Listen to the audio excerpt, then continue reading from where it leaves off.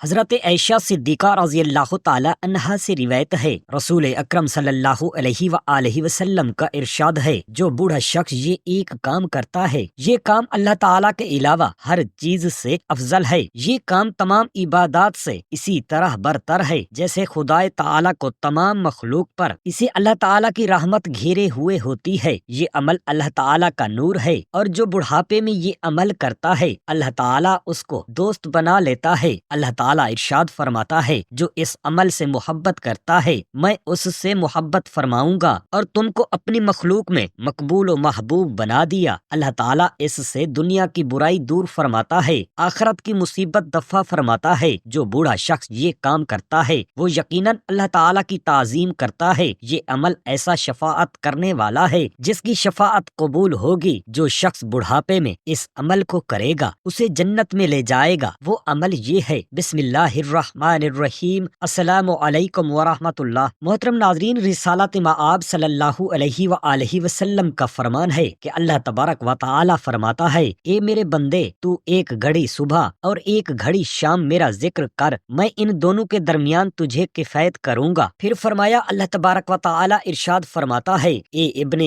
آدم، تو کتنا مجبور ہے، مجھ سے سوال کرتا ہے تو میں منع کر دیتا ہوں، کیونکہ جو تیرے حق میں بہتر ہے میں اسے جانتا ہوں۔ پھر تو میری بارگاہ میں گڑ گڑا کر سوال کرتا ہے تو میں تجھ پر اپنی رحمت اور کرم سے عنایت فرماتا ہوں اور تجھے تیرا سوال عطا فرماتا ہوں۔ پھر تو میری عطا کردہ شے سے میری نافرمانی کرتا ہے تو میں تجھے ذلیل و رسوا کر دیتا ہوں۔ میں تیری کس قدر بہتری چاہتا ہوں اور تو میری کتنی نافرمانیاں کرتا ہے۔ قریب ہے کہ میں تجھ سے ایسا ناراض ہو جاؤں کہ اس کے بعد کبھی راضی نہ ہوں۔ اور بعض آسمانی کتابوں میں یہ بھی ہے کہ اللہ تعالیٰ ارشاد فرماتا ہے، اے میرے بندے، تو کب تک میری نافرمانی کرتا رہے گا، حالانکہ میں نے تجھے اپنا رزق کھلایا اور تجھ پر احسان کیا؟ کیا میں نے تجھے اپنے دست قدرت سے پیدا نہیں فرمایا؟ کیا میں نے تجھ میں روح نہیں پھونکی؟ کیا تو نہیں جانتا کہ میں اپنی اطاعت کرنے والوں کے ساتھ کیا معاملہ فرماتا ہوں اور اپنی نافرمانی کرنے والوں کی کیسی گرفت فرماتا ہوں؟ کیا تجھے حیا نہیں آتی کہ مصائب میں تو مجھے یاد کرتا ہے مگر خوشحالی میں بھول جاتا ہے؟ نفسانی خواہشات نے تیری چشم و بصیرت کو اندھا کر دیا ہے، تو کب تک سستی کرے گا؟ اگر تو اپنے گناہوں سے توبہ کرے گا تو میں تجھے اپنی امان عطا فرماؤں گا۔ ایسے گھر کو چھوڑ دے جس کی صفائی حقیق میں ملی ہے اور اس کی امیدیں جھوٹی ہیں۔ تو نے میرے قرب کو نہ پہچانا، حالانکہ میرا کوئی شریک نہیں۔ تیرے پاس اس وقت کیا جواب ہوگا جب تیرے اعزاز تیرے خلاف گواہی دیں گے؟ نبی کریم رؤوف الرحیم صلی اللہ علیہ وآلہ وسلم نے فرمایا کہ جب بندہ گناہ کرتا ہے اور اس پر قائم رہتا ہے اور ہر نیک عمل قبول فرما لیتا ہے اور اس سے سرزد ہونے والا ہر گناہ بخش دیتا ہے اور معاف ہو جانے والے ہر گناہ کے بدلے جنت میں اس کا ایک درجہ بلند فرما دیتا ہے اور اللہ تعالیٰ اس کی ہر نیکی کے بدلے اسے جنت میں ایک محل عطا فرماتا ہے اور حوروں میں سے ایک حور سے اس کا نکاح فرما دیتا ہے۔ اللہ تعالیٰ نے حضرت داؤد علیہ السلام کی طرف وحی بھیجی کہ اے داؤد علیہ السلام، گناہ گاروں کو خوشخبری دے دو اور صدیقین کو ڈر سناؤ۔ تو حضرت سیدنا داؤد علیہ السلام کو اس بات پر بڑا تعجب ہوا تو انہوں نے عرض کی، یا رب کریم، میں گناہ گاروں کو کیا خوشخبری دوں اور صدیقین کو کیا ڈر سناؤں؟ اللہ تعالیٰ نے فرمایا، اے داؤد علیہ السلام، گناہ گاروں کو یہ خوشخبری سنا دو کہ کوئی گناہ میری بخشش سے بڑا نہیں، اور صدیقین کو اس بات کا ڈر سناؤ کہ وہ اپنے نیک اعمال پر خوش نہ ہوں، کیونکہ میں جس سے بھی اپنی نعمتوں کا حساب لوں گا وہ تباہ و برباد ہو جائے گا۔ اے داؤد علیہ السلام، اگر تو مجھ سے محبت کرنا چاہتا ہے تو دنیا کی محبت کو اپنے دل سے نکال دے، کیونکہ میری اور دنیا کی محبت ایک دل میں جمع نہیں ہو سکتی۔ اے داؤد علیہ السلام، جو مجھ سے محبت کرتا ہے وہ رات کو میرے حضور تہجد ادا کرتا ہے جبکہ لوگ سو رہے ہوتے ہیں، وہ تنہائی میں مجھے یاد کرتا ہے جبکہ غافل لوگ میرے ذکر سے غفلت میں پڑے ہوتے ہیں، وہ میری نعمت پر شکریہ ادا کرتا ہے جبکہ بھولنے والے مجھ سے غفلت اختیار کرتے ہیں۔ حضرت سیدنا جابر بن عبداللہ رضی اللہ تعالی عنہ بیان کرتے ہیں کہ محبوب انسانیت صلی اللہ علیہ وآلہ وسلم کا فرمان ہے کہ جب اللہ تعالیٰ کسی بندے کی مغفرت فرمانا چاہتا ہے تو اسے گناہوں سے روک دیتا ہے، اور جب اللہ تعالیٰ کسی بندے کا عمل قبول کرنا چاہتا ہے تو اسے نیک عمل کی طرف مائل کر دیتا ہے۔ حضرت سیدنا عبداللہ بن عباس رضی اللہ تعالیٰ عنہما سے روایت ہے کہ رحمت للعالمین صلی اللہ علیہ وآلہ وسلم کا فرمان ہے، توبہ کرنے والے جب اپنی قبروں سے نکلیں گے تو ان کے سامنے سے مشک کی خوشبو پھیلے گی، وہ جنت کے دسترخوان پر آ کر اس میں سے کھائیں گے اور وہ عرش کے سائے میں ہوں گے، جبکہ دیگر لوگ حساب کی سختی میں مبتلا ہوں گے۔ ایک شخص نے تاجدار رسالت مآب صلی اللہ علیہ وآلہ وسلم کی بارگاہ اقدس میں حاضر ہو کر عرض کی، یا رسول اللہ صلی اللہ علیہ وآلہ وسلم، میں کس چیز کے ذریعے جہنم سے نجات پا سکتا ہوں؟ فرمایا اپنی آنکھوں کے آنسوؤں سے۔ عرض کی میں اپنی آنکھوں کے آنسوؤں کے ذریعے جہنم سے نجات کیسے پاؤں گا؟ فرمایا ان دونوں کے آنسوؤں کو اللہ سبحانہ و تعالی کے خوف سے بہاؤ، کیونکہ جو آنکھ اللہ تعالی کے خوف سے روئے اسے جہنم کا عذاب نہیں ہوگا۔ حضرت سیدنا ابن مسعود رضی اللہ تعالی عنہ سے روایت ہے کہ خاتم النبیین رحمت للعالمین نبی کریم صلی اللہ علیہ وسلم کا فرمان ہے کہ اللہ تعالی کے خوف سے مومن کی آنکھ سے نکلنے والا قطرہ اس کے لیے دنیا اور اس کی ہر چیز سے بہتر ہے اور 1 سال کی عبادت سے بہتر ہے، اور اللہ تعالیٰ کی عظمت اور قدرت کے ایک گھڑی غور و فکر کرنا 60 دن کے روزوں اور 60 راتوں کی عبادت سے بہتر ہے۔ سن لو کہ بے شک اللہ تعالیٰ کا ایک فرشتہ ہر دن اور رات میں ندا کرتا ہے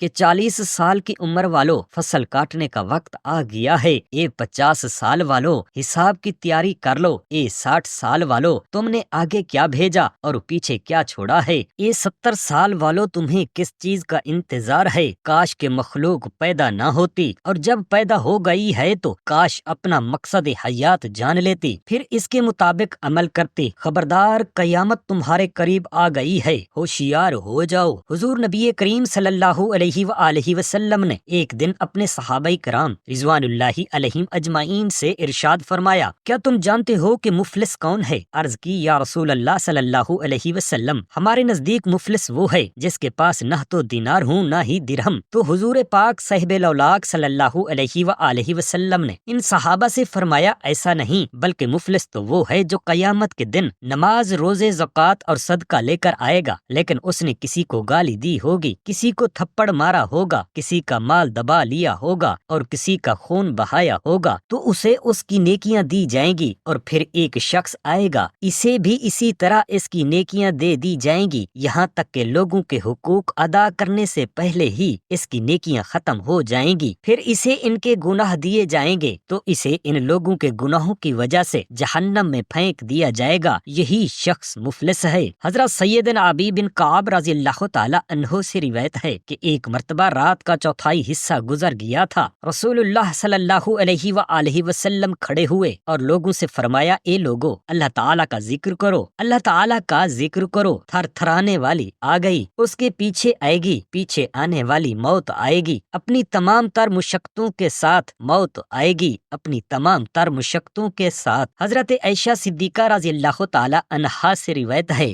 رسول اکرم صلی اللہ علیہ وآلہ وسلم کا ارشاد ہے، قرآن مجید اللہ تعالیٰ کے علاوہ ہر چیز سے افضل ہے۔ قرآن پاک کو دیگر کلام پر اسی طرح برتری ہے جیسے خدائے تعالیٰ کو مخلوق پر۔ جو جوان و بوڑھا شخص قرآن کی تعظیم کرتا ہے وہ یقیناً اللہ تعالیٰ کی تعظیم کرتا ہے، اور جو قرآن پاک کی تعظیم نہیں کرتا وہ یقیناً اللہ تعالیٰ کی کوئی رسید نہیں دیتا، اور اللہ تعالیٰ کے نزدیک قرآن مجید کی عزت و توقیر اولاد کے لیے والد کی عزت و توقیر کی طرح ہے۔ قرآن پاک ایسا شفاعت کرنے والا ہے جس کی شفاعت قبول ہوگی، اور ایسا مخالف جس کی مخالفت سنی جائے گی۔ جو شخص قرآن مجید کو اپنے آگے کرے گا قرآن پاک اسے جنت میں لے جائے گا، اور جو اسے پسے پشت ڈالے گا قرآن اسے جہنم میں پہنچا دے گا۔ عالمین قرآن کو اللہ تعالیٰ کی رحمت گھیرے ہوئے ہوتی ہے، وہ اللہ تعالیٰ کے نور کا لبادہ اوڑھے ہوتے ہیں، اور کلام الہی کی تعلیم حاصل کرنے والوں سے جو عداوت و دشمنی کرتا ہے وہ بلا شبہ اللہ تعالیٰ سے عداوت رکھتا ہے، اور جو ان سے دوستی کرتا ہے وہ یقیناً اللہ تعالیٰ سے دوستی رکھتا ہے۔ اللہ تعالیٰ ارشاد فرماتا ہے،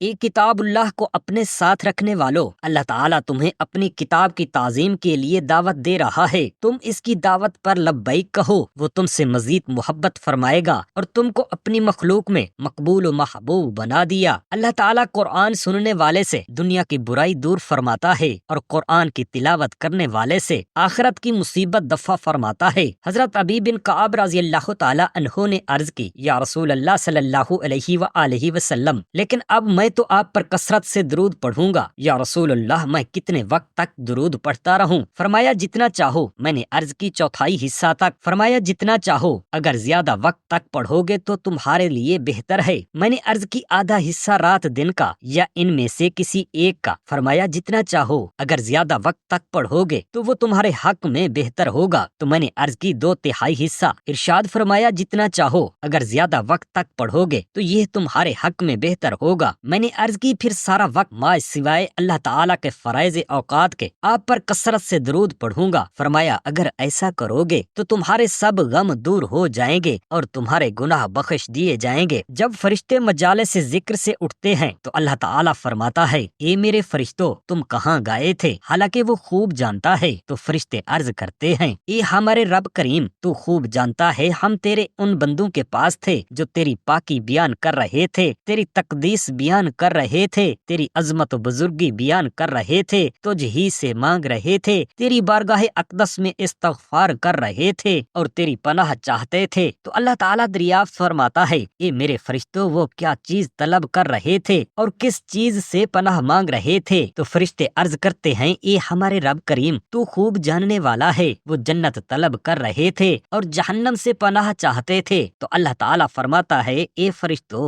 گواہ ہو جاؤ کہ میں نے ان کی طلب انہیں عطا فرما دی اور جس چیز سے وہ خوف زدہ تھے اس سے انہیں امان عطا فرما دی اور اپنی رحمت سے انہیں جنت میں داخل فرماؤں گا۔ اللہ سبحانہ و تعالیٰ سے دست ادب دعا ہے، میرے تمام مسلمان بہن بھائیوں کو آخرت کی تمام آسانیاں عطا فرمائے، ہمارے گناہوں اور ہماری خطاؤں کو اللہ تعالیٰ معاف فرمائے، آمین یا رب العالمین۔ جزاک اللہ خیرا کثیرا۔